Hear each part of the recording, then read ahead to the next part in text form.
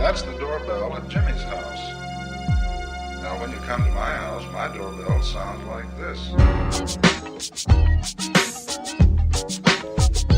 Hey, welcome to the People's Weekly on People's Radio United. I'm Tim. I'm here with Canadian Glenn and Nolan Hatt. What's up?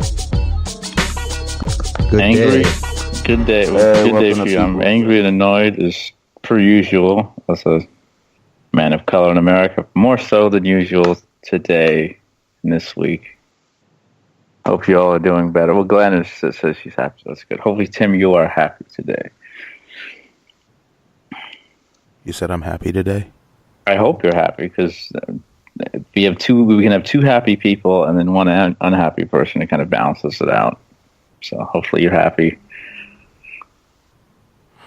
I'm ecstatic. There you go. 2 against 1. House wins. There you go. Perfect. Problem solved. Yeah. Show's over. We're all done. We've made everyone happy. Time to go.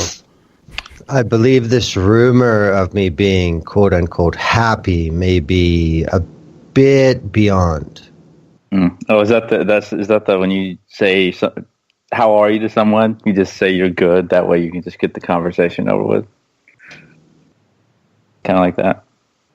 Yeah, I just tend to say my respiration is positive. Mm-hmm. And, so if you think that's a great thing, if that's all there is to it, well, yay, good for you. But, it's just an absolute minimum for me. All it tells me is I'm still alive so I can keep bitching.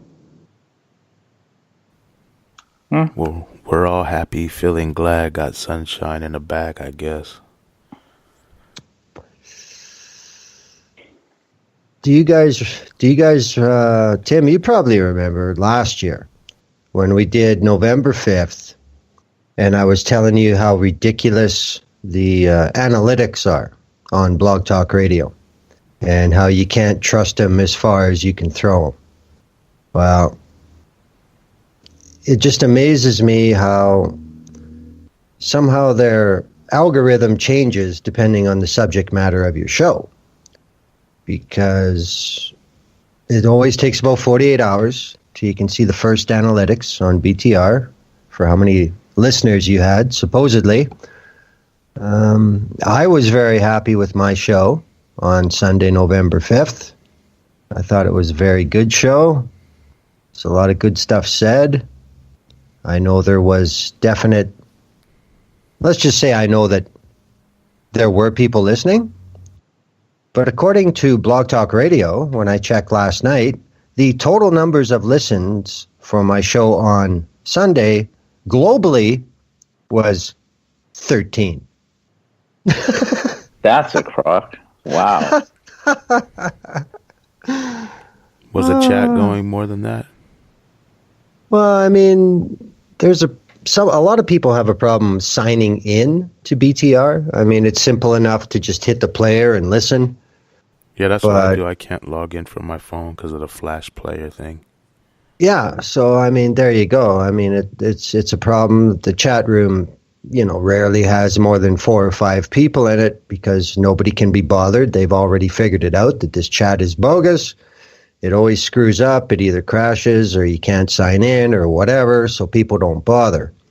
But it just made me laugh that show globally in 48 hours had 13 listens. Right. I think you guys might have to do some analytics on your analytics.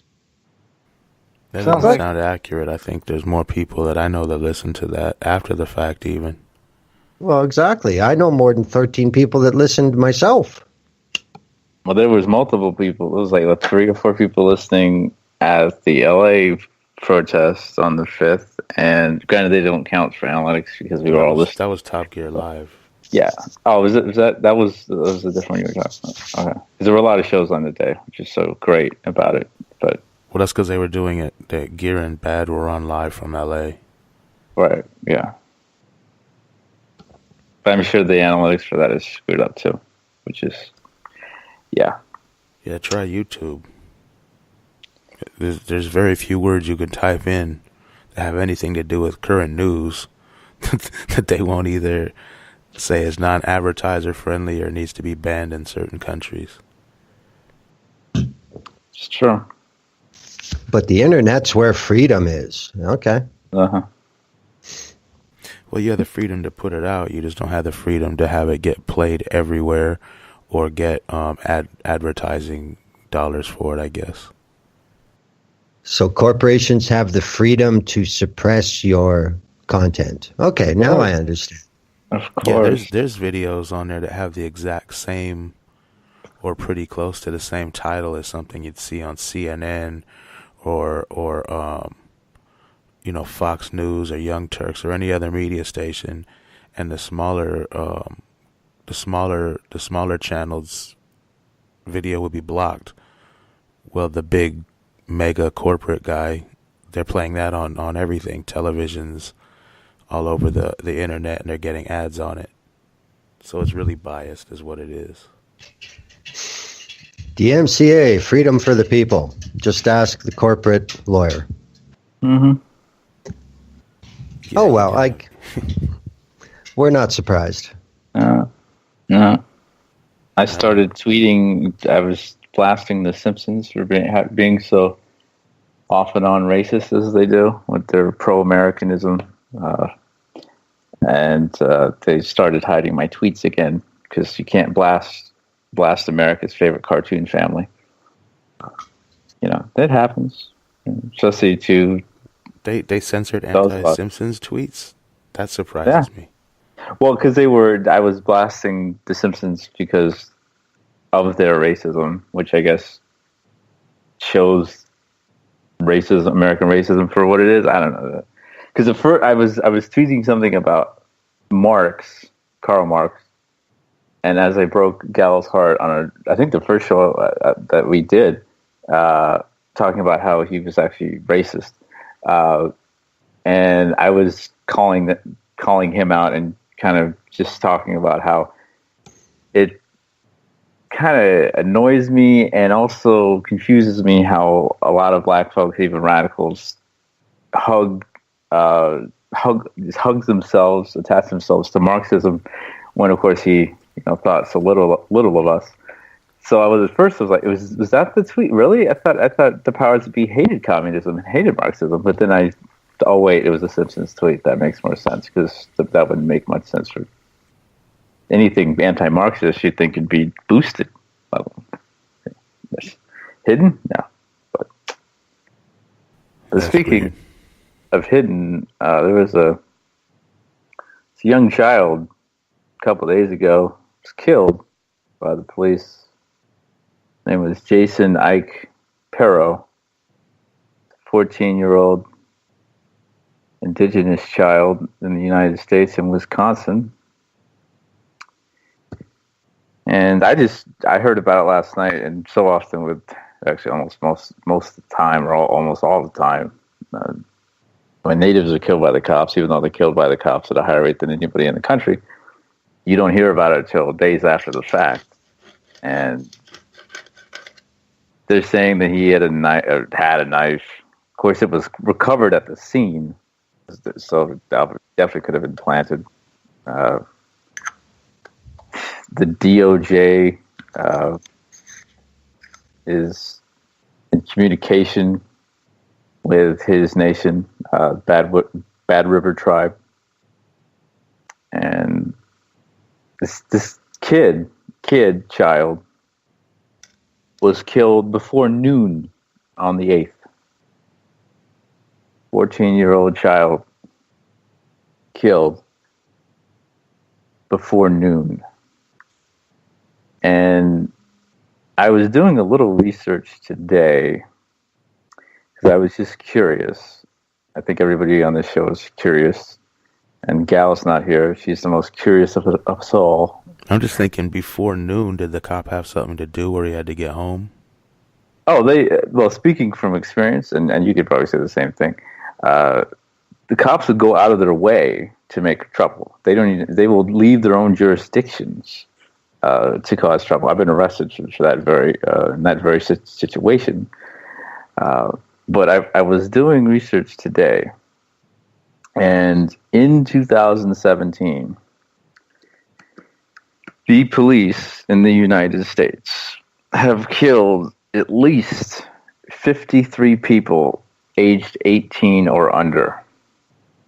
And that doesn't count the multiple unborn babies of mothers that were killed. And Pero, Jason, Ike, Pero is just the latest. Of course, most of these kids are children of color. No surprise. There's even a 19-month-old child killed by police. Lucas Marchenko, 19-month-old child. They killed Tamir Rice on video and got off. Oh, they'll get off. A drive-by shooting. Pop, pop, they pop. Get off. Yeah. And you have all these stupid people that, oh, well, it's because of this, it's because of that. I see white kids running around here with toy guns that look pretty real. They got these big, bright tips. All the time, I don't see cops coming out for them. Nobody even calls the police for them. Of course not. It's all white. This is nothing new. This is really nothing new. It's just continuing what goes on every day. We're probably lucky we even heard about this. You can thank Native Twitter for that. Well, I see a big issue here. It's the same in Canada as it is in the United States. In the United States, native reserves are deemed to be federal jurisdiction. So anytime, there's a questionable death, actions by police, right away the feds step in and down comes the curtain. And, what I saw about Jason Pero was his mother wasn't being told anything. His family wasn't being told anything. It's just, that 14-year-old you have, he was out on the road earlier today and he's dead. And that's as much as they feel that they have to tell the family until they feel like saying more, I guess. It's very similar in Canada. There are some First Nations in Canada that have their own police, which is with... In Canada, the police don't usually blow people away, just unload clip after clip into them for having a knife. In most countries, that doesn't happen. That's a unique to the United States kind of thing. That is true. That is true. But what I'm trying to get to is the system encourages that almost, the way it's run. Yeah, I know what you're saying. I'm just saying the brutality here is much worse. In Canada, a guy, or the UK or wherever else, a guy has a knife. They'll tackle him, they'll talk him down, they'll get the knife, they'll do whatever because it's a knife. A knife can't kill 59 people in a few minutes. A knife, you have to be close, you have to swing it, and you might get cut. But these are people with armor and all kinds of weapons, so it's just a knife. There's no reason to even unload a gun into a person with a knife when you have all these other options. No, I don't think there's a reason to even remove a firearm from a holster with somebody with a knife, But you know what the cops do with their tasers? They play with them. I learned that on Sunday. Yeah, right outside LAPD headquarters, they were. Oh yeah, you were there. Flexing the taser. He has a taser going across this metal bar on a rail for a staircase. Tick, tick, tick, tick, tick, tick, tick, tick, tick, tick, tick, tick, tick, tick. Then he starts aiming it and sticking it to the other cops and making them all flinch and laughing about it. Then when called out on it, he puts it to himself and says, see, it's not even that charge. It doesn't matter. And we're like, it's a weapon, not a toy. Would you do that with a gun? And they've killed people with tasers. It's like a new fetish for them. They love killing people with tasers. They've had people cuffed up in a chair and tased them and said, we're going to keep doing this till the battery dies. Yeah. They have done that as way too often nowadays. And that was on video. Yeah, in fact, Natasha McKenna, black woman, died in 2015 because she was killed by the stun gun, and it was ruled an accident. Of course, there's always this white-explained narrative for when especially a black or Native person dies, or when a person of color is killed by the cops. Accident, self-defense, And then when it's a kid, no, same thing. And Jason Pirro, just another one. But don't fear, everybody. Democrats control Congress, so everything's going to be fine. That's what Twitter and the news keeps telling me. Yeah, the Democrats are controlling Congress, so business as usual, with some people saying, "Hey, let us be the ones to do all the crime. Let us be the ones to profit off all the wars. It's not fair." Yeah, they have their chance again to do whatever fucked up thing they want to do. And I didn't know this until yesterday, but there is a senator in North Dakota, and she was bragging the other day or the other week, whenever it was, about pushing a bill through Congress. And the bill had to do with standing up for Native youth, which obviously is good, but at the same time, it's very hollow because she, like the rest of Congress, it's like anything, pro-trans or pro-LGBT, they'll pass some stuff to help them, but in the grand scheme of things, they're staying so quiet on all the violence against that community.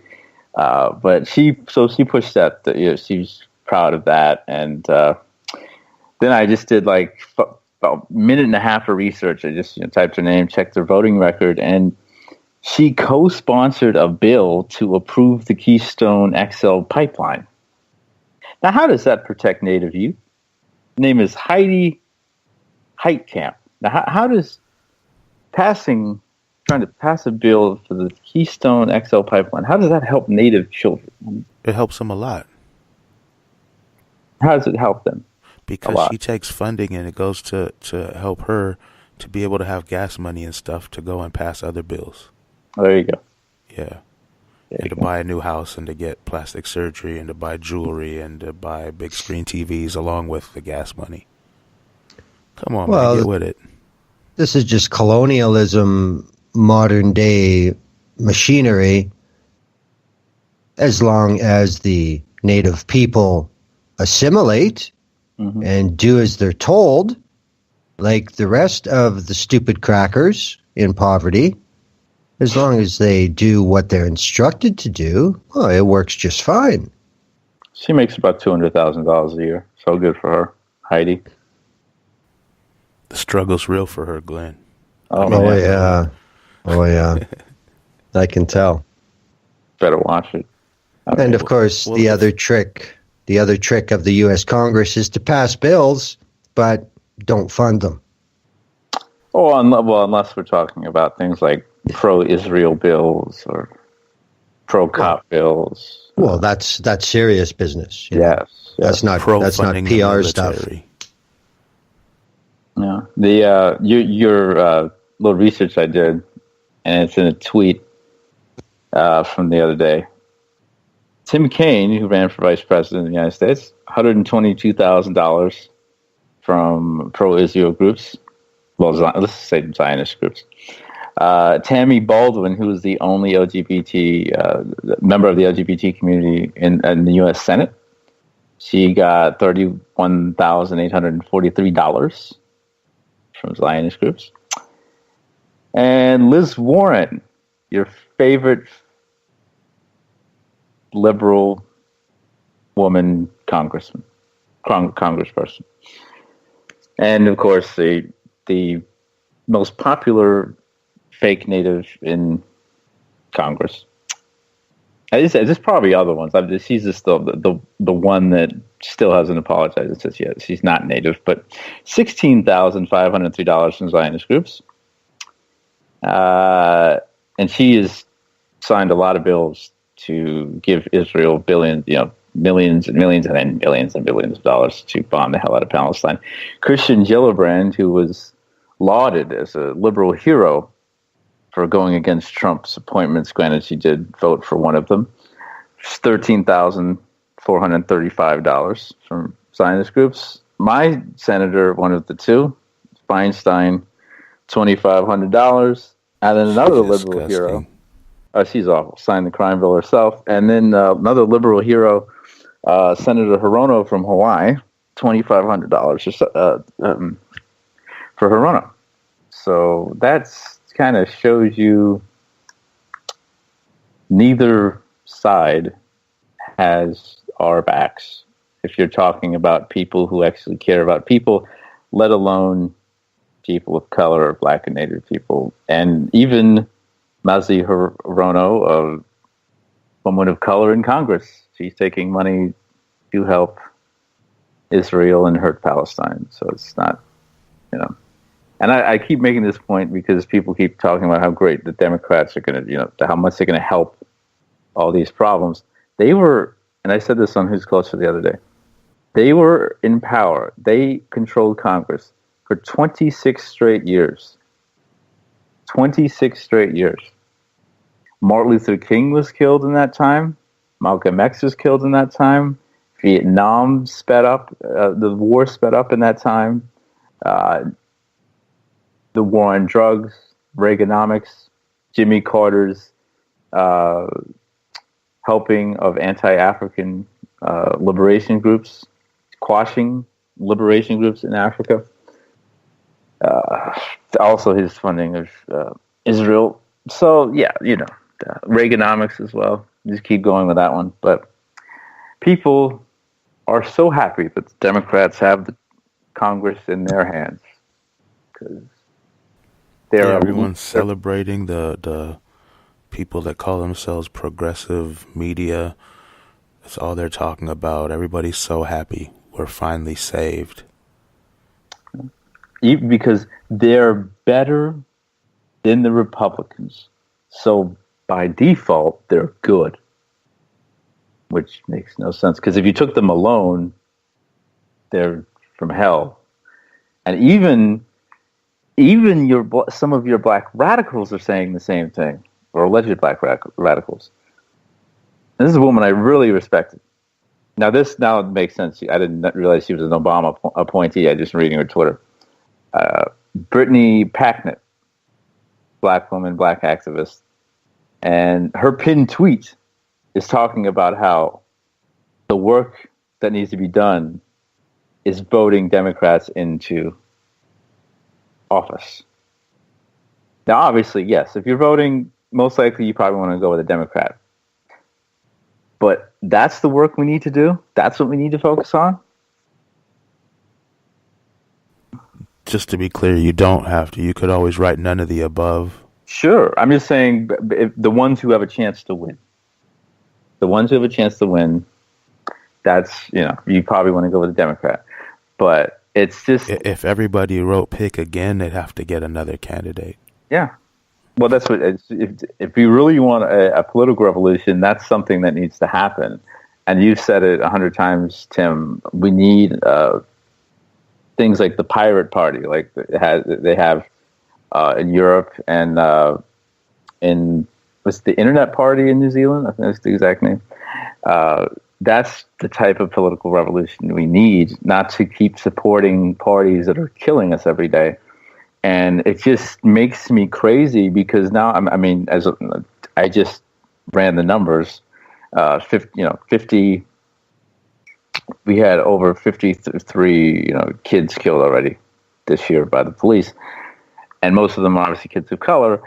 And our ancestors, speaking as a black man, they're telling us we need to move away from these systems that kill us. We need to move away from American politics because they kill us. They're genocidal. They hate us. They were built to destroy us. Stokely Carmichael, Angela Davis isn't even dead. We're not even listening to her. Harriet Tubman, Marsha P. Johnson, Frederick Douglass. It's like the people nowadays who are in the resistance or even the movement, it's like we know better.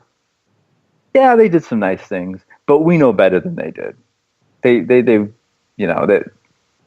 That's archaic thinking, which is very, very funny to me, because if you go back in our timeline, African timeline, Black timeline, our politics before white people came over, so much more advanced than this nonsense that we have in America, American politics, quote unquote, American democracy.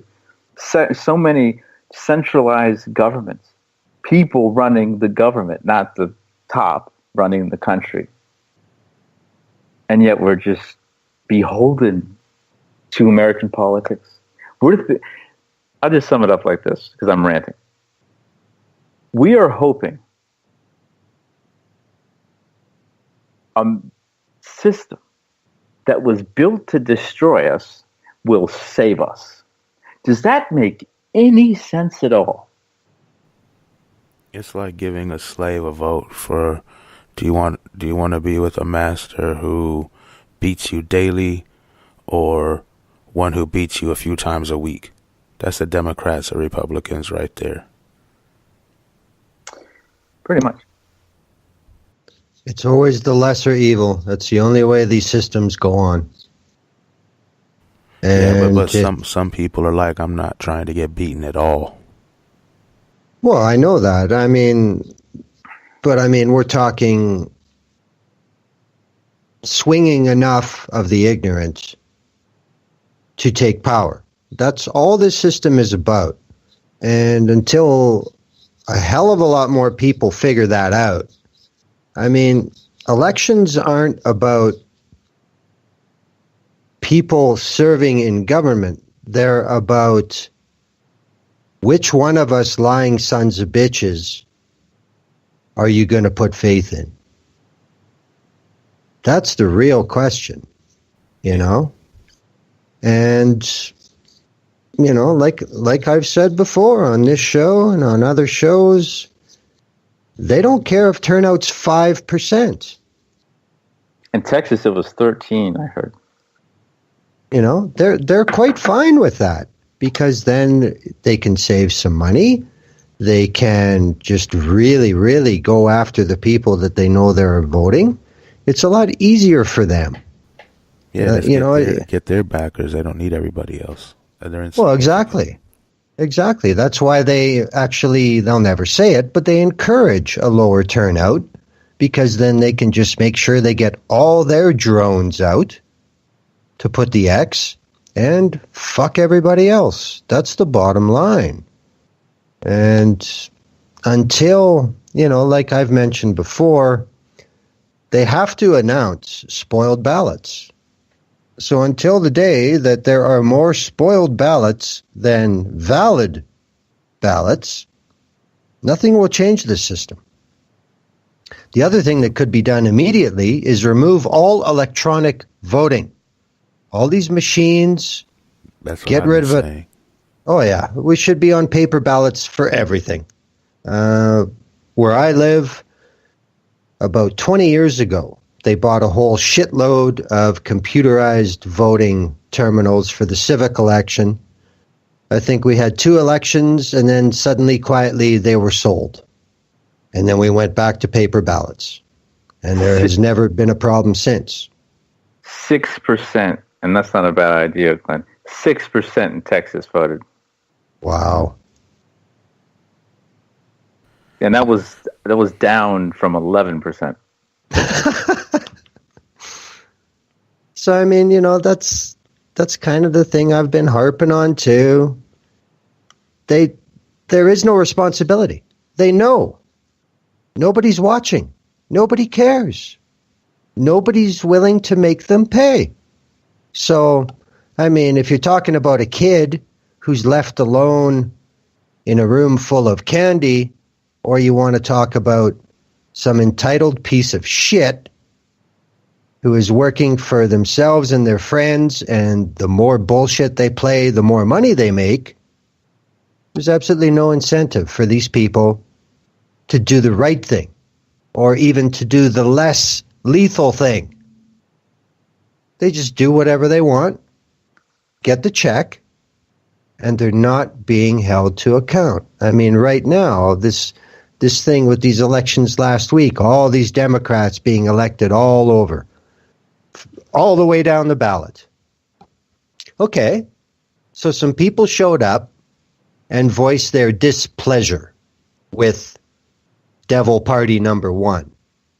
So we're going to go for Devil Party number 2 and teach you a lesson because we're paying attention. Yeah, okay. But will that happen in 2018? Will that be maintained? No, I doubt it. You know, unless Washington keeps really pulling boners, which is quite possible.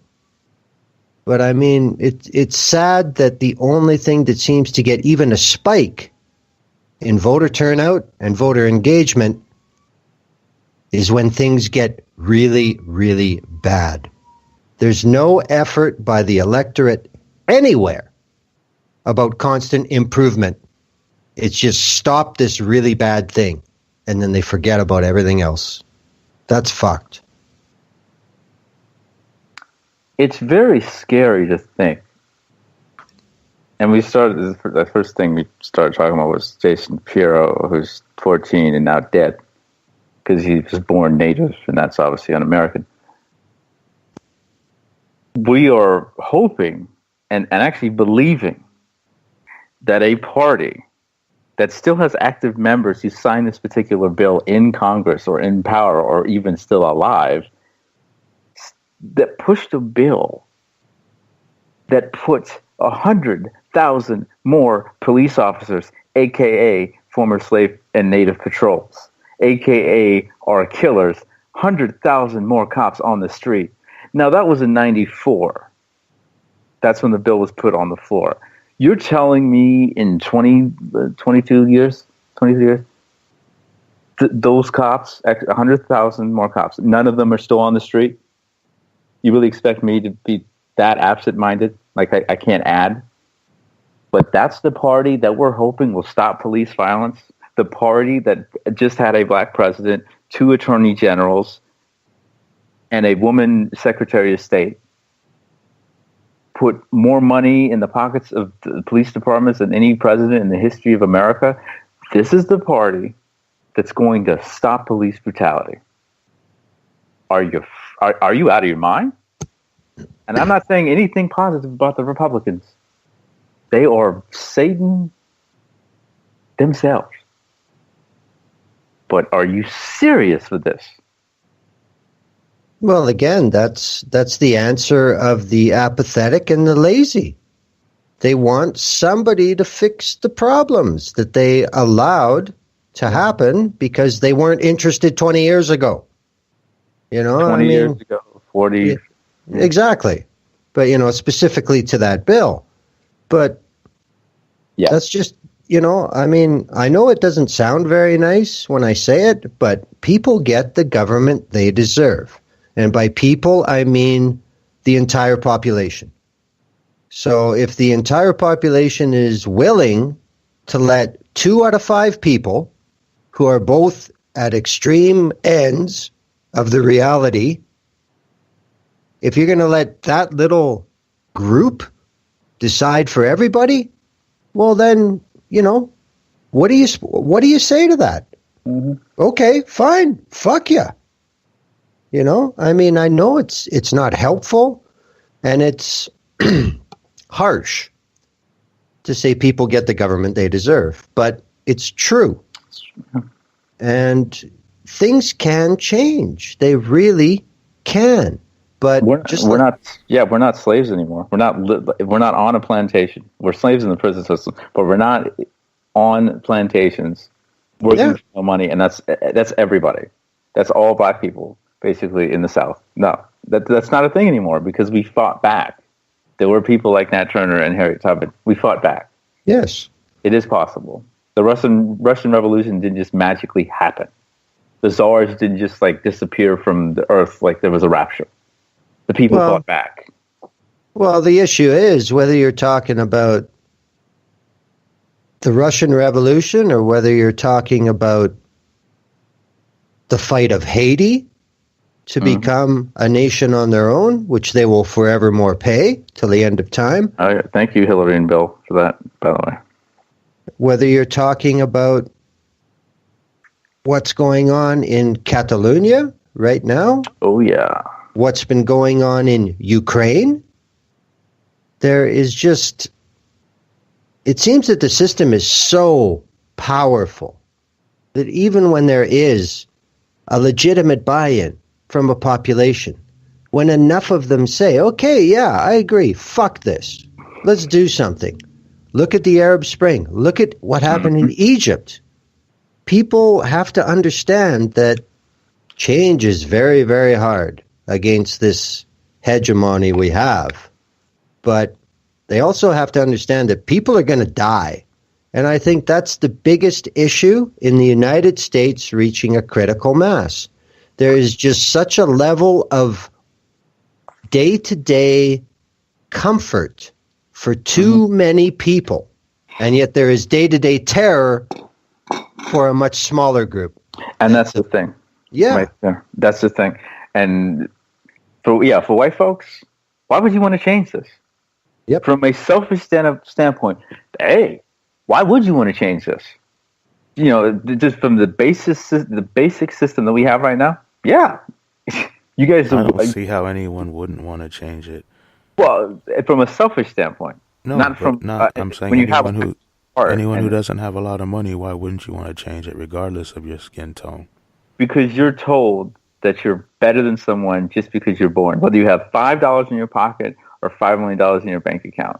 You're told as a male you're better than in reality, other genders, but you're better than, in their mind, you're better than a woman, and you can do whatever you want to that woman in any time because you're a man. And to quote Charlie Sheen, who's a part of all this nonsense called white supremacy, it's a cop-out for people's. It's a cop-out for people's failures. Oh, of course.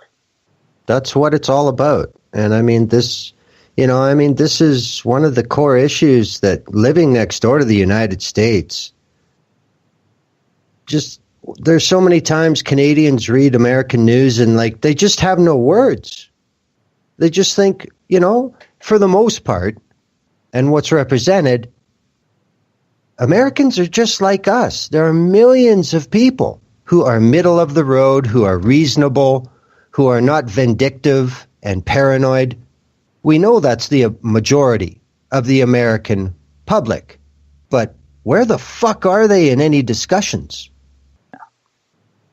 It blows our mind. Yeah, it's too hard. But that's, of course, if you're talking about the majority, like we said, you would be going from a position of power and privilege, whether you're on the top or the bottom, which is the 99 or 1%, to, okay, you have an automatic target on your back because you're fighting against the system and you're helping oppressed people. And if you're talking about two people, you're helping the scum of the earth, black and indigenous people. And there's a quote from Stokely Carmichael, which should be tattooed on black folks until we figure this out and actually understand it. He said, "Where in God's name do we exercise any sense of dignity in this country? Where? What in God's name do we have to do except the church? What in God's name do we control? Excuse me. What in God's name do we control except the church, whose ideology is based to be compatible with this system, which is against us? Where in God's name do we exercise any control as a people whose ancestors were the proudest people that walked the face of the earth?" By the way, I'm taking away from this quote for a second. Mansa Musa, I'll say this 100 times, richest person in the history of the world, estimated wealth of $400 billion, and he gave so much of that away to other people and nations, the opposite of these Trumps, Rockefellers, Kennedys, Kochs, etc. Back to Stokely. Where in God's name do we exercise any control as a people whose ancestors were the proudest people that walked the faces of this earth? Where?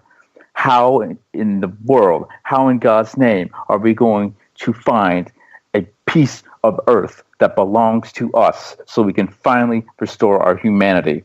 Where are we going to find it unless this generation begins to organize to fight for it? And exactly, and every generation doesn't step up, so we're here now because of previous generations. Where's the lie in that statement? I didn't find one. Nope. And yet, we would, as speaking for my folks, we would rather support a man like Barack Obama and his party, and he called our children gun-toting criminals. And he told this to one of the most violent, disgusting, and racist police departments in the country in Chicago. Yet we would rather listen to sellouts who honestly have us killed, Obama, Booker, Harris, you name it, than listen to our ancestors who were either killed, exiled, imprisoned, harassed, threatened for speaking truth and speaking empowerment, legitimate empowerment. We are quicker to rebuke them than take what they're saying and practice it. And we'll do an offhand quote of Malcolm or Martin, just to sound, as the kids say, woke. Yeah, give it some backdoor authenticity. Yeah. Let freedom ring. And then say, oh, and I saw a black woman tweet this yesterday. We need our democracy back. When in the world did we ever have democracy in this place?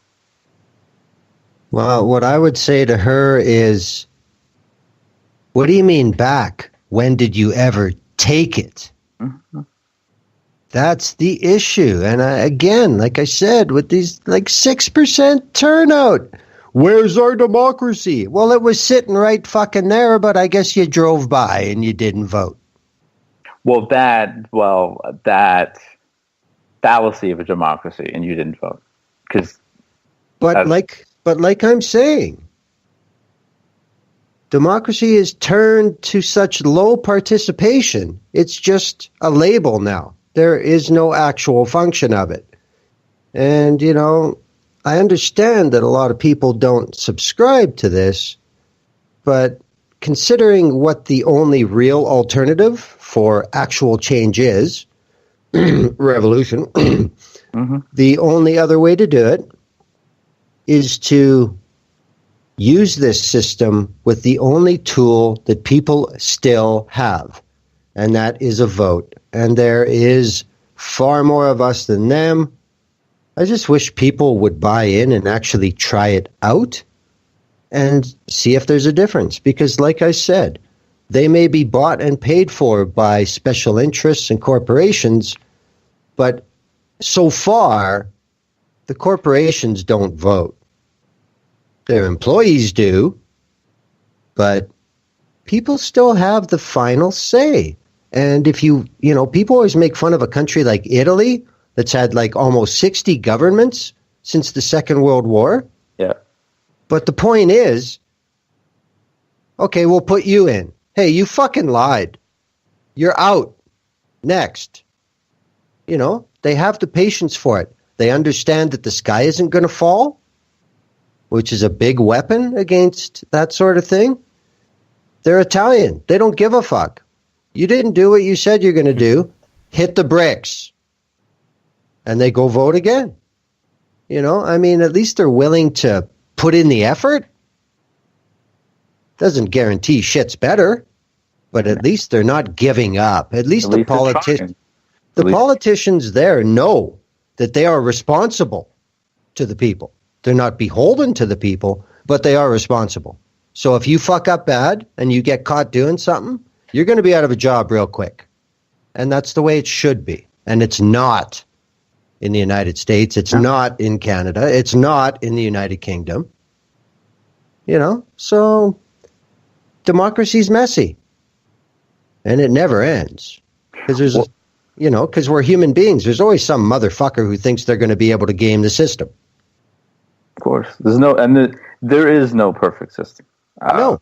I would, again... We're not. No, of course not. No matter who, color, creed, whatever. There's no perfect system.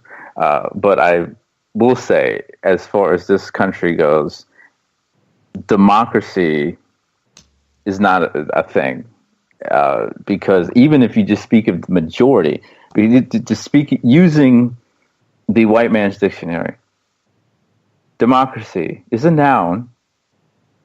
Its definition: a system of government by the whole population, control over an organization or group by the majority of its members. That's never been the United States. We were 3/5 of a human being by law, and we are still treated as such as black folks. Indigenous people have to go hundreds of miles in some cases just to vote, and they can't even get there because they don't have the means to do it. And you're telling me this is a democracy? It's one of those buzzwords. To me, it's like feminism. Now, democracy in its actual form, yes, let's do it. I'm with it.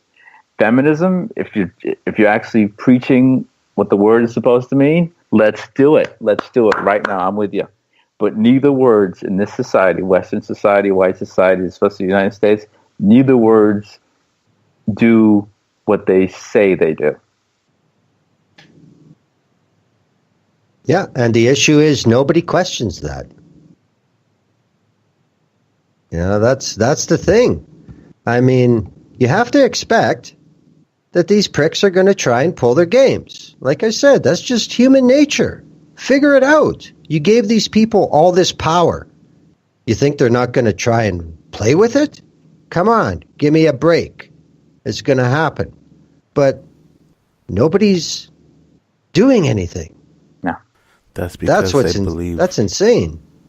It's because they believe what they were taught in school the whole time. All they tell you is, you're free and you live in a democracy. You're free. United States is a democracy. Everyone's free. United States is a democracy. Mm-hmm. But nobody seeks to... So nobody looks it up and says, what is a democracy? They say, oh, this is a democracy. Well, I guess we're kind of back to the old theory that most of the crackers don't want to take a real hard look because they ain't going to like the answer and they'll have no idea what to do now.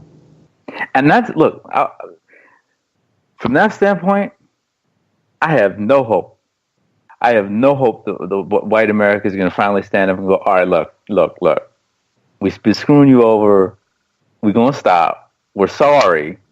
And we're going to actively try to change this. I don't ever expect that to happen from their own mindset.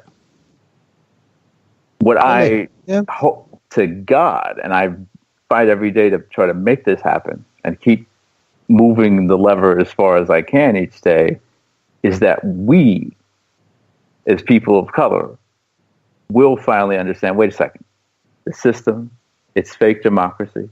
This whole thing is a sham. It's killing us every day. Our babies are getting killed in the street. We need to take it down.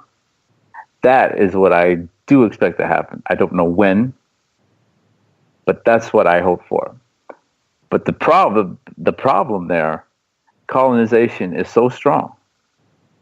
It is so strong that even those of us who go to historically black colleges and universities, even those of us who study Stokely Carmichael, Kwame Ture, Angela Davis, Frederick Douglass, you name it, we still are attached to the system and be supported. So we're thinking, well, we can still support the system and try to change it, and we'll be okay.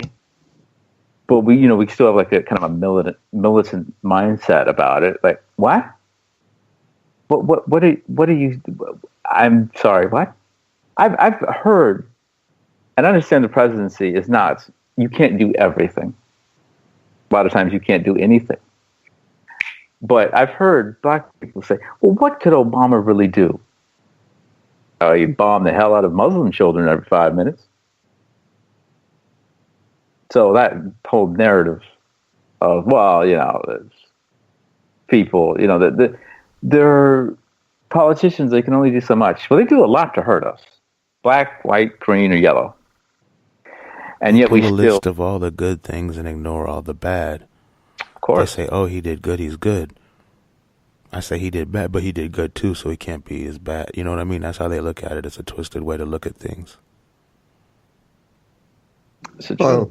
Well, again, that just kind of brings me back to the theory of, the cognitive dissonance.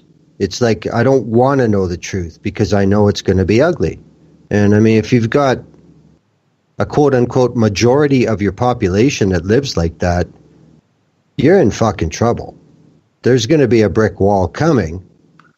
The other thing is, I still wonder if this real rise in Whitey trying to grip things back again is because of the change in demographics that is going on, and it's not going to stop, and it's just going to get faster. Like, I can't be sure about this, but I think I remember hearing by 2050, the majority of American citizens will be of Hispanic heritage. And that's really a little more than a generation away. Do you think that's what this is all about right now, with this big upswing in, this make America 19th century again bullshit is about? Is this the last big play for Whitey to grab everything before the tables start to turn? Probably, they I don't understand why that matters. Well, because it's the same. And I'm a man, so I'll speak to my own experience. White folks, they're in power, they're in privilege. They can do things we can't. They can get away with stuff we can't. Okay, but as a man, same thing. I can do things that women can't. I can get away with things that women can't. I could hurt them in ways they can't hurt me, and also get away with it. So if you can do all these things, why would you want to give that up? And then you have, wait a minute. But then the other side, they're going to be the majority. And then we're going to be the minority. In terms of that word, I hate that word personally because it just, the word minor is in there. And then, we're already viewed as minor enough, but I digress. So yeah, we're going to be the people with the fewer, the smaller population, so we're in trouble here. Of course, why would you want to give that up?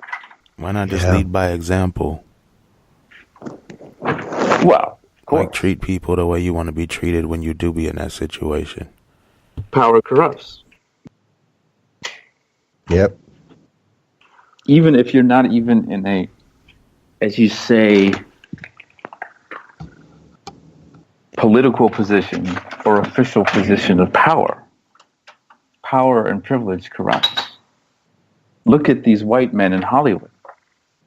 Now and forever.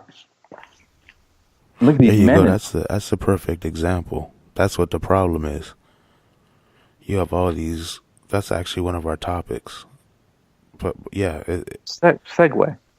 No, I'm just saying, think about that. O'Reilly got fired. Weinstein lost his position. Spacey lost all this stuff. Bill Cosby's not really working or doing anything. And these are the actors. But then you have... Bit. What? He's still performing a little bit. Okay, no, but I'm saying... Yeah, I got you. And it depends. And then you have people that will defend certain people over others because of their political... Like Roy Moore. Now they're like, oh, well, give him the benefit of the doubt. Look at Trump. He has... 12, 13 accusers, give him the benefit of the doubt. But this other guy, he's bad because he voted Democratic, or the other way around. You know what I mean?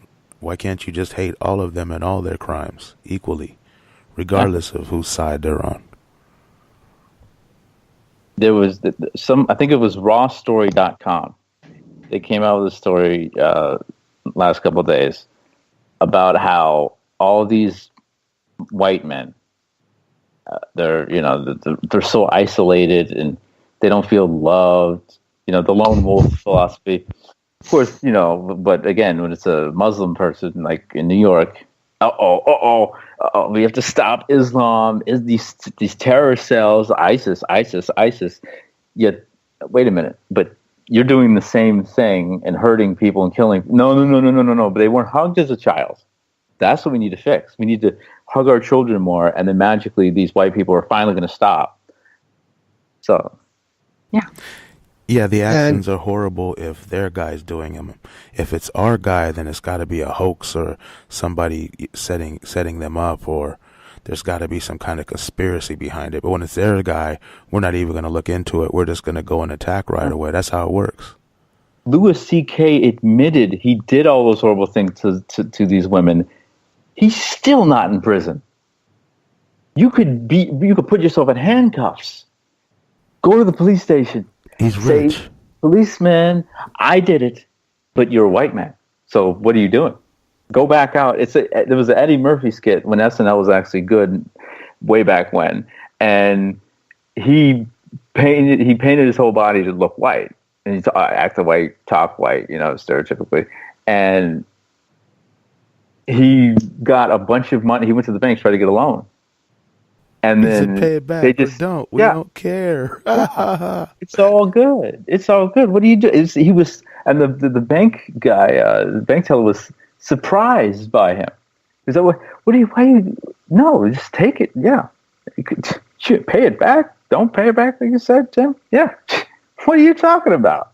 Take what you need. That's American society. I would tell my friends about this bank. Yeah. Like, the banks existed here for years. To use this as an example, this has existed the whole time. The thing that has struck me this week that this is a total forest for the trees thing, because now we got this issue about the shooting in the church in Texas. Mm-hmm. And we have the leading propaganda arm of the right wing saying on air that if you're going to get shot, what better place could there be than the church? That is the exact intent of messaging that you get on ISIL TV. It is absolutely identical, except insert God here. That's it. It's the exact same messaging. And I understand that people are like, yeah, did you see what Fox said? But there's no analysis of it. There's no comparison. Because this is exactly what American politicians like to bitch about for ISIS recruiting and radicalization. If you're going to get shot, the best place to be is in the church. That's not a radical statement?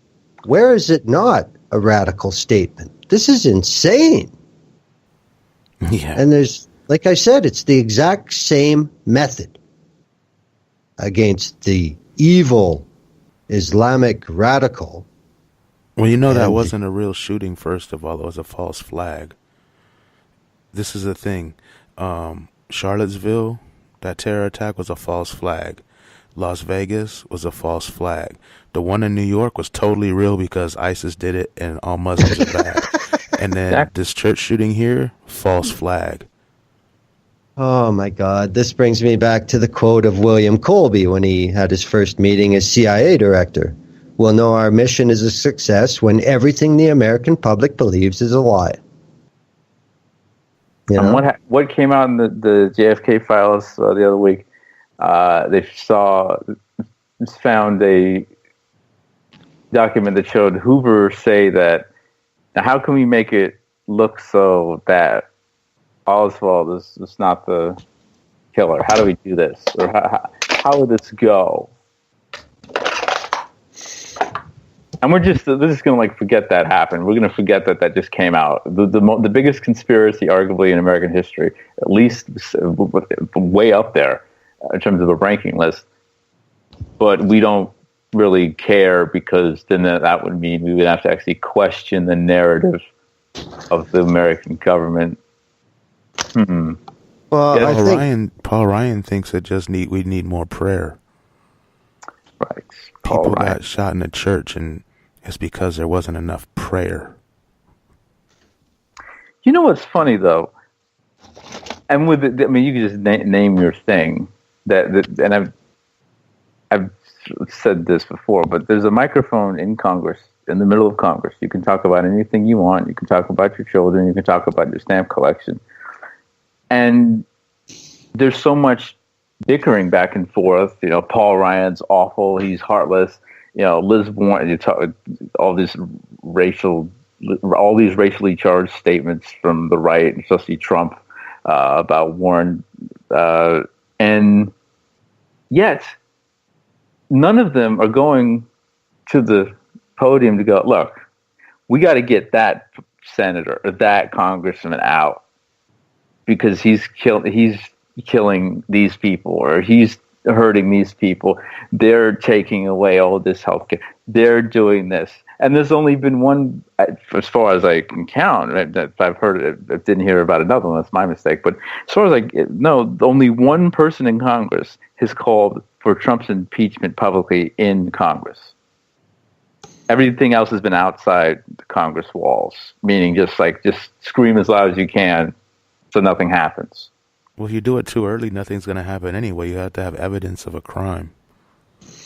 Well, just being a fascist, I mean, if that was the case, we wouldn't have any presidents to stay in office. All you got to do is just the mother of all bombs, the Syrian bombings, the money to Saudi Arabia. But of course, then why wasn't Obama impeached or Bush? Mm-hmm. Yeah, exactly. Then they have to go, wait a minute, we're doing the same thing. That's why Hillary's biggest crime was emails, because if they actually admits her worst crimes, then they go to prison too. Okay, back to the same thing again. When Hillary did that, it was the most horrendous thing a human being could do. But when Kushner did the same thing, it's not so bad. There you go. Party politics. And let's flip it now. With the Democrats, Hillary, it's just some email. It's not so bad. She didn't mean any harm. But Kushner, oh my God, how dare you? How dare you? It's insane. It's so backwards. The same women's march, the actual women's march, Twitter blue check verified account, they chimed in with the "Thank You Hillary" hashtag the other day and said, "Thank you, Hillary, you're amazing. Thank you, etc." And I'm going, this is the same march, the same women who shunned women of color in the organizing process of the January 21st march in Washington, D.C. had women of color leave the organizing committee because of that. Like, we're fine, I'm going to listen to this, we out. The same group of people who told black women to shut up for asking them to put Native women in front of the microphone and let them speak about Standing Rock. And that shocks you that they would support Clinton? No, I'm just saying, it's just... That makes perfect sense to me. That hypocritical, that disgusting. The same women in D.C. who wore Washington Redstler apparel, shoving Native women out of the way, literally, and actually disrupting their prayers. Same women supporting Hillary Clinton. And you know what? Same women that would, I know, would support Donna Brazile, who stayed quiet about the whole collusion. Yeah, they don't support her anymore. Yeah, but this is nothing but more human nature at work. I mean, you can say, how do all these Billy Bob's and Cletus's have a cult for Trump because he represents this successful white male. Mm-hmm. There's a lot of women out there that have the same disease when they look at corrupt women. Because, for the same reason people think Trump is such a success, there's a lot of women out there that think that Hillary Clinton is what success looks like. Oh, yes. And these are the, I'm not making a direct comparison, but these are the same women who got on the Oprah bandwagon. Oprah created a model that has yet to land in American politics, but it's coming. It will happen. Obama was a certain portion of the way there, and Hillary was a certain portion of the way there. That's going to be what everybody's going to try to find for the presidential ticket come 2020. It's going to be all based on the sale of the candidate. It ain't going to have fuck all to do with policy or tactics or foreign affairs or nothing. That's pretty much what it's been, though. Oh, it's going to get way more sophisticated. Yeah, I seen that Paris Hilton was trending the other day, and it scared me. Because she's a reality TV star. She's not very intelligent, and I'm just worried she might try to run for president and win. At this point, why the hell not? I mean, it just happened. It could happen again. And she's a woman, so Hillary's voters would get behind her, even if she was a Republican. No, but she's a skank, so they won't, because they can't publicly support someone like that, because... But so is Trump. Well, skank in the sense of what? The same as Trump. Just a sleazy person. Okay. Just checking. When you talked about, Glenn, you were talking about Hillary and how, because black people have the same problem with Obama. Yeah. And I made that comparison before the election. And how Hillary, women love Hillary. There was a woman who, I've never been in love, but at the time, I was as close to in love as I could be with somebody. Now, we both had, at the time, make this short and not so much about myself, but at the time, we both had a bunch of things going on, and so the hearts never crossed the way that you'd hope them to. But she had a fatal flaw. The fatal flaw was she was with her. She would defend Hillary to no end, and this is a woman of color, and intelligent as you can get, as beautiful as you can get, every box you want to check. If you are attracted to women, here you go. But then that one fatal flaw, and I couldn't dig it. I couldn't dig it anymore. And that is just something that is very prominent with women, as you said, women of color, and then of course with Obama. Black people. I talk to black folks who name your prestigious university they graduated from. Name your prestigious grad school they graduated from. Name PhD. Name the school, and they go, "Well, he couldn't do that much." I had a former Panther tell me, "Well, he did all he could for us." Oh God. Have you lost your damn mind? Whew. And I will respect Panthers till I'm dead. That's why he's a former Panther. As much as I can. Well, yeah. But it's like, are you serious? Like, what? It's the John Lewis thing. You are out there in the streets, in the front of the line, no fear. And if you have any, you're not showing it. And they're hurting you, and they're hitting you, and they're beating you. And you're trying to get as much freedom for us as humanly possible. And then some years pass. And then you're like, you know what? I want a more comfortable life. I'm going to use the cash I have for that more comfortable life. And then slowly but surely, you start selling out more and more. And it's like, I thought you were on our side, man.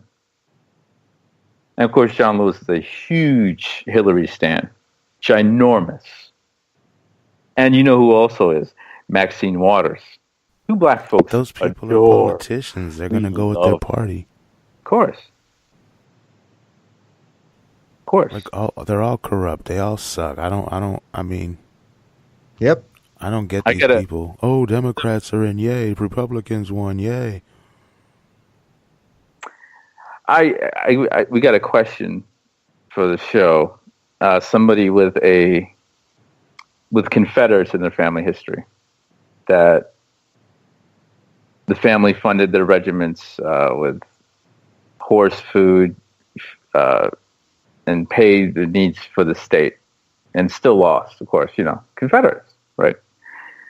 So the question is, if the traitors of the United States were allowed to walk back into civil life, some in high political offices after the Civil War, with the North joining them in reestablishing white supremacy by 1877. Granted, I guess I would say it was already established, but reaffirming the overt and open white supremacy. What does that say about how people of color would be treated, particularly as we wouldn't have the benefit of whiteness as the dominant culture? We would need to reintegrate in order to establish normalcy. That's a very good question, very interesting question. I mean, those monuments are still up, so it's almost like they were all senators after the war. It would be that great compromise that John Kelly seemed to want. Still uphold the white supremacist values, but concede something to the North so everybody's kind of happy. Slavery can go on. Well, I don't. This is my thing. Then and now, how much worse can it get? Because, granted, and you'd think he would have been hanged, but Jefferson Davis was put under house arrest. They gave him the courtesy of that. They didn't put him in prison, but they lynched slaves for running away. Go figure.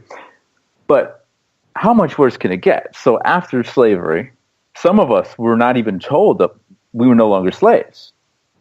There's been documented records going back to 1930 that a very small number of us, we're still slaves. We still have to do what that white man says. So, and we're still, okay, then the Klan, they get started a little after the war. Then, okay, all this disenfranchisement. We thought we were going to get rights, but we didn't. We're getting lynched. Lynching started in slavery. I mean, to me, it would just be a more archaic taste of what we have right now, present day, with Trump and Kelly and Bannon and Ben Shapiro, all these Rob Moore, all these horrible Sessions. No, it's just back then they could lynch us in the street, like literally put it. Actually, you know what they did? They did that to an 8-year-old black kid. And then thankfully he lives. And they did that to a black dude in Mississippi, 2016. So I'll take that one back. They could lynch us in the street with the rope and do it day after day after day and anytime they want. They could just it's open season basically to kill black folks. It would be worse though. It would be worse if the alternate history happened, because you have to build up to it. It doesn't just lead to today. You're going year after year with this being the case. The question was if Civil War still won by the Union, but then the Confederates, people who fought in the war, they were allowed to get into public office. That's what I'm saying. Then they were validated, and then it would have been way worse than it is today, even. Yeah, okay, but I just want to. They still killed us in great number after the war. I mean, even Confederate soldiers who didn't get killed. No, I'm just saying it would be more condoned and different. Yeah. You'd have a whole history behind it. It wouldn't just be today. To me, it'd be like if I'm going to try not to rank our own oppression, but it'd be like a 9.5 going to a 9.8 out of 10. It'd be like, well, okay, obviously I wouldn't advocate for it. I'm glad that didn't happen. I'm just saying that, how much worse can it get? Like, okay, get a little bit worse, a little bit more worse, a little bit worse, a little worse. I mean, I thought about this the other day, and Obama, he said this in one of the Democratic debates before he was president in 2008. And the question was posed to all the white politicians running. Reparations, black people, what do you think? No. Okay. They just come to Obama. So the room got all quiet. Oh, the Negro is going to answer the question. Oh boy, here we go. And he pulled a cop out. He said, we need to invest in our communities. Similar to what actually Bernie Sanders said about it. But he also talks about Jewish people. He also talked about Jewish people and the Holocaust. And I started to think, and the reparations they should have gotten, they should be respected and honored and remembered. And I'm like, we were in the Holocaust, Negro. How much whitewashing of your own history do you want to do? First, you're going to apologize for slavery, say it wasn't that bad. Nobody needs an apology. Nobody needs to be paid for what we did. $100 trillion. $100 trillion is the estimation of free labor by black people in this country alone, not counting the Dutch, not counting the Belgians, not counting the Danes. $100 trillion. And he's going to say, oh, no reparations. No, and I'll tell you, without reparations, there is no legitimate apology. So he's basically saying, yeah, slavery wasn't that bad. It was okay. But then he's going to say, yeah, we're going to talk about the Holocaust, but not talk about our people who never got reparations. 20 to 25,000 black people lived in Germany during the Holocaust. Nobody knows how many we had left. Nobody knows. They would make us clean out the damn gas chambers right after they were used. They segregated us from the Jewish people. Hitler himself, Himmler, all those demons. Oh, the Jewish people, they're the worst people ever. They're disgusting. The eternal Jew, blah, blah, blah, blah, blah. But no, black people are even worse. Black people were even worse. We're going to segregate them from the Jewish people. And the black president's going, I forget black people. Aren't you black? It don't matter. Oh, and addendum to the question that was posed by a listener. They're saying, what would happen to us, talking about black folks, if we did what the Confederates did? Meaning, we were allowed in some high. Actually, I'm going to ask them what exactly they mean, but to finish my point. What? I don't understand the question. Yeah, I'm asking to rephrase it. But to finish my point, I think what he might be speaking about is what if the black people rebelled like the Confederates tried to rebel, maybe. Well, if that's the question, I think we would have had a shot at something legitimate, because look at what happened after Nat Turner. The Civil War was only 3 decades after that, and you're talking about hundreds of years of the worst bondage you can imagine. So I think something legitimate could have happened. And this is before the cell phones and the GPSs in the cell phones and activists having to find apps so we can talk to people, without having our phones spied on every 5 minutes. This is before tanks were invented. This is before airplanes. The oppressor's always going to have the advantage, and if you're waiting for them to be disadvantaged, you're going to be waiting forever. Back then, they had the gunpowder inside of the guns. Oh, yeah. I'm just saying it was a lot harder for them to fight back against us at that time. That's what I'm saying. Okay, here's the question. Okay. Who can lead us? How do you feed the soldiers? Feed them. And speaking in today's terms, today the U.S. is the biggest Navy. They have the drones. They have the nukes. I would say I don't believe we should be looking for the next Malcolm or Martin or Stokely or Angela or whatever, because it's a different time, especially with the social media.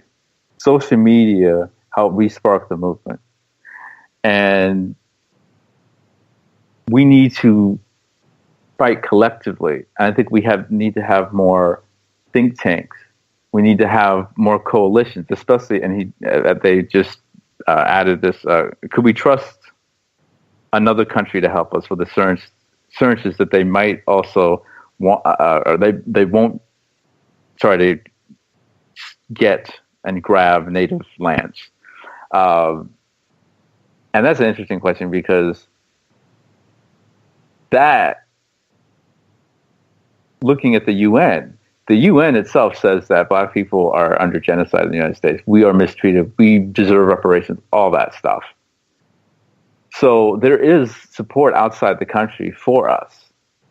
I think we would just have to search very carefully and selectively. Palestine, because they aren't technically a country, they'd be the first people I go to. For indigenous people as well, first people I go to.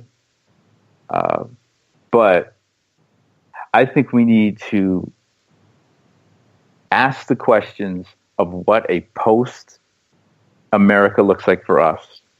What would the best post-America look like? Let's formulate a plan for what that would look like, try to perfect it, and then figure out how to work towards that. Well, yes, okay, we can, vote for the lesser of two evils, try to make this thing as comfortable for us as possible with the least amount of bloodshed, because they're still going to bleed, they're still going to kill us. But formulate these plans, perfect these formulas, get collaborations with ourselves. And one thing I believe in so much is from the activist side of things, we need to go talk to more intellectuals so we can learn from them. They're the ones reading books every 5 minutes. They're the ones teaching the classes to the young people and to the kids. We need to learn from them and listen from them. And that would help us better formulate plans to take this thing down, finally. Yeah, well, here's another thing. Just going back to the question, if you take black and Latino people only in the United States, they outnumber the military about 108 million to 1 million. I know they have bigger weapons and different things, but I'm saying it'd be real hard with the media and stuff nowadays to drop a nuke or bomb a whole city and really get away with it. Mm-hmm. And you and I have the same mindset of that, Tim, and you've heard me speak about it, and you said the same thing. People of color and any legitimate white allies, along with the two on this show with me right now, need to come together, because we do outnumber them. We outnumber the privileged, and we outnumber the people in power, even talking about the government itself. And it makes absolutely no sense for us not to be already aligned with Native people in terms of on a national level. The same needs to be said for any other group of color, Arab, Latino, Asian, etc. And that is in terms of a formula, that's my personal formula for freedom. We align with the other people of color in this country.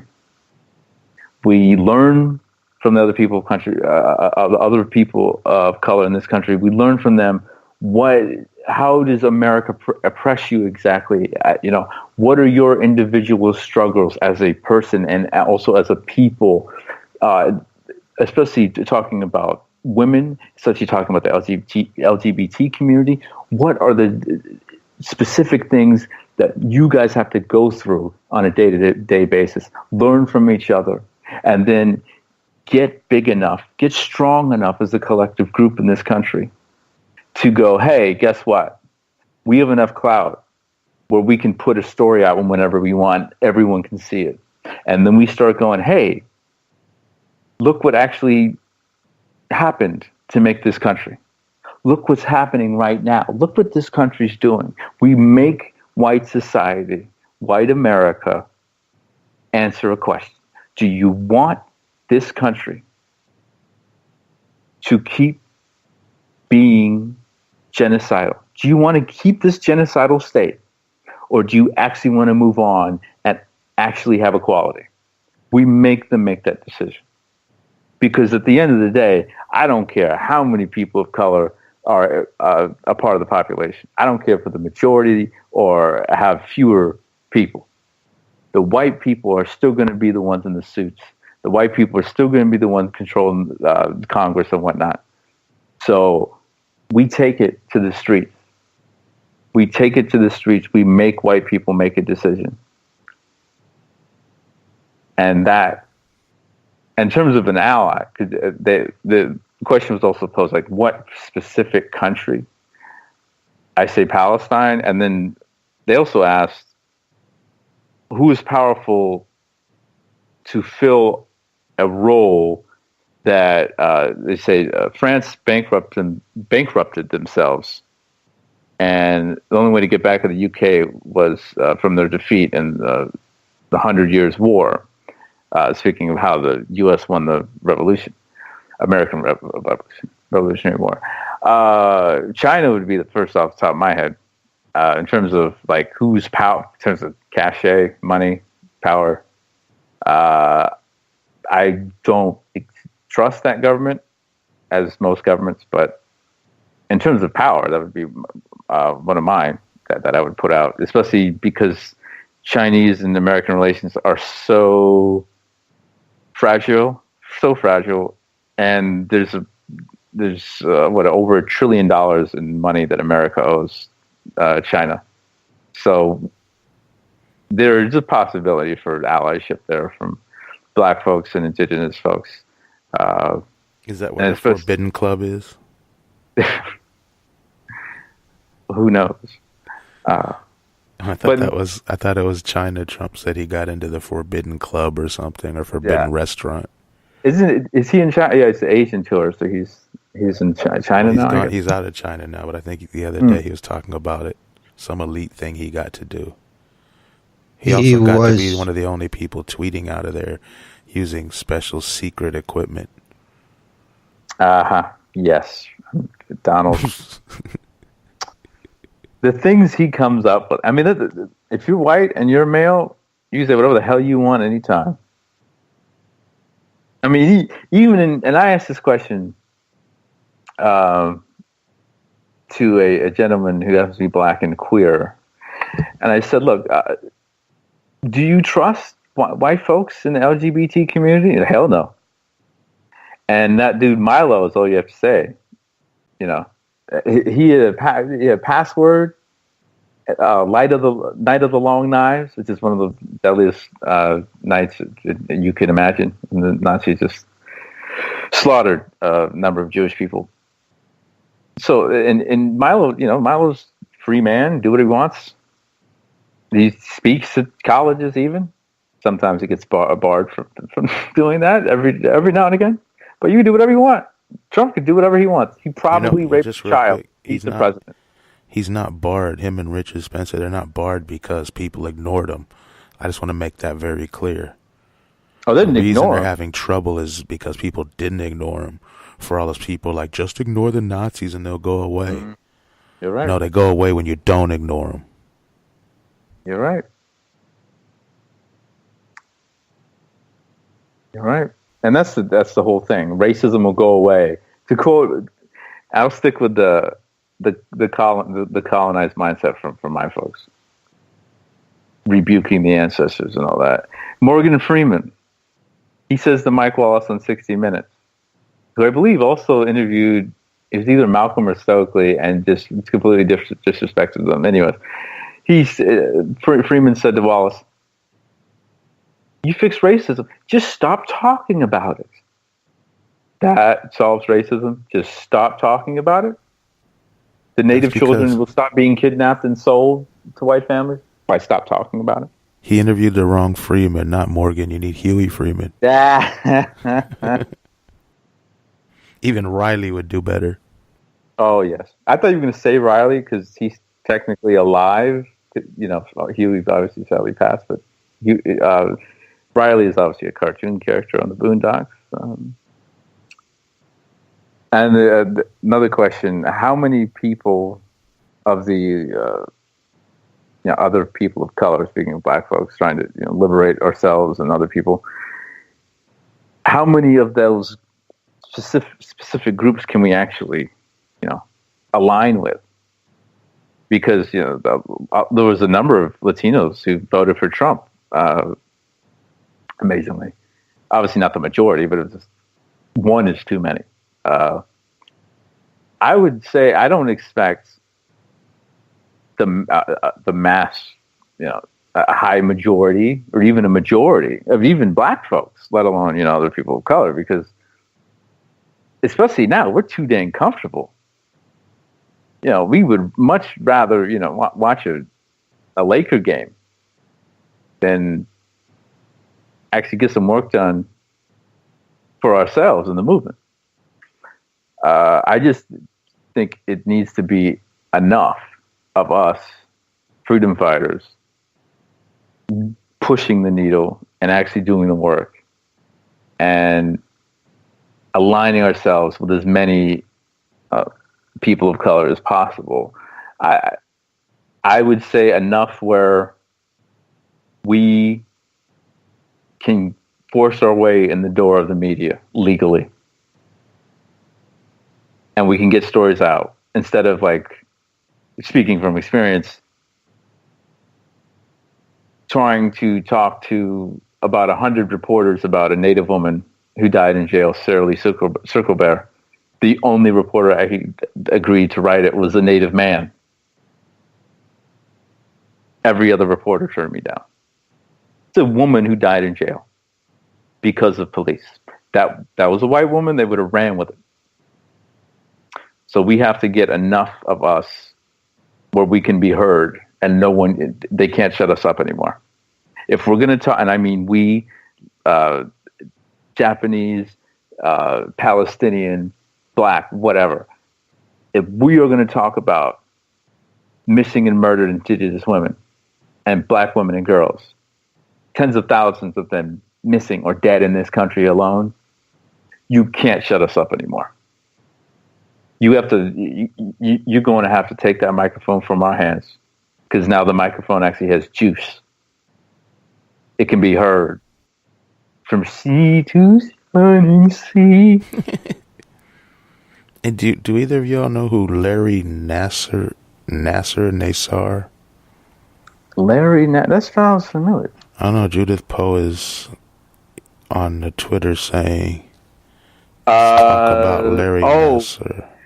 He was a doctor, I think, for USA Gymnastics, and he allegedly and probably sexually abused a number of girls on the U.S. Gymnastics team.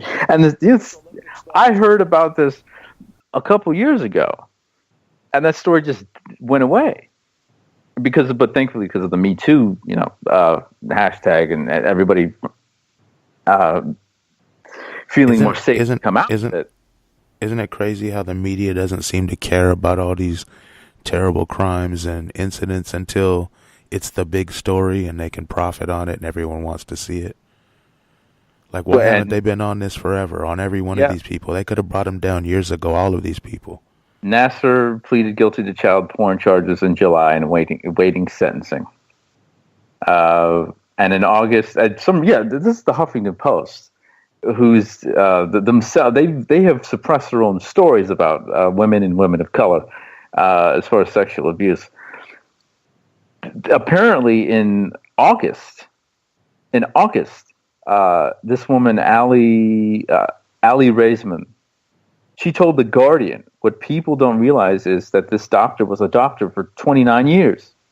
I'm 30 years old. That's 3 decades. And no one listened.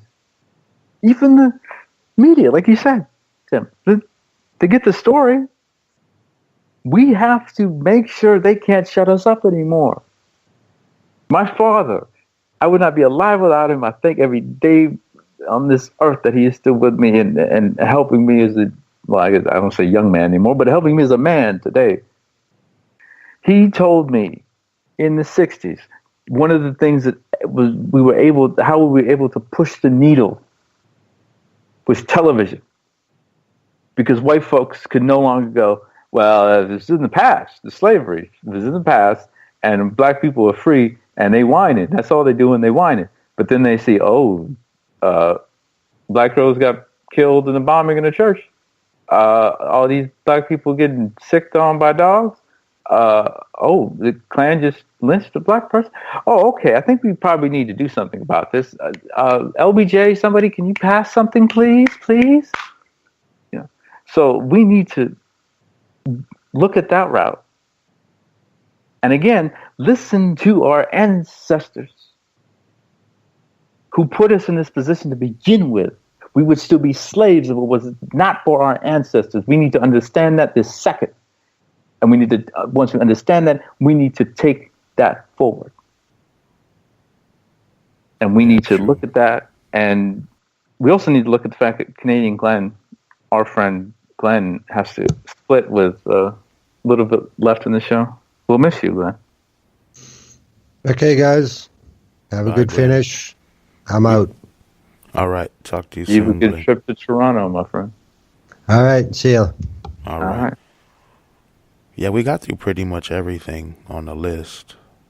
Now we can just rant for 20 minutes back and forth. Or we could just wrap it now because we got Glenn gone it. I mean, we've gone through everything. That's cool either way. Take an early break.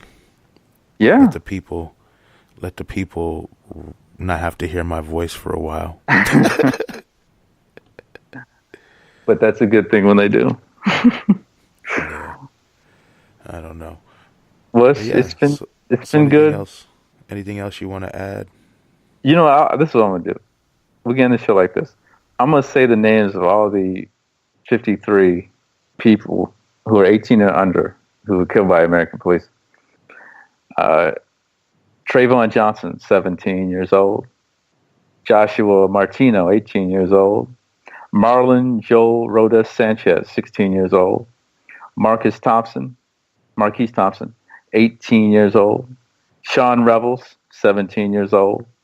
Jose Alfrein Rodriguez, 18 years old. Meechance Dunlap Gittins, 17 years old. Steve Salgado, 18 years old.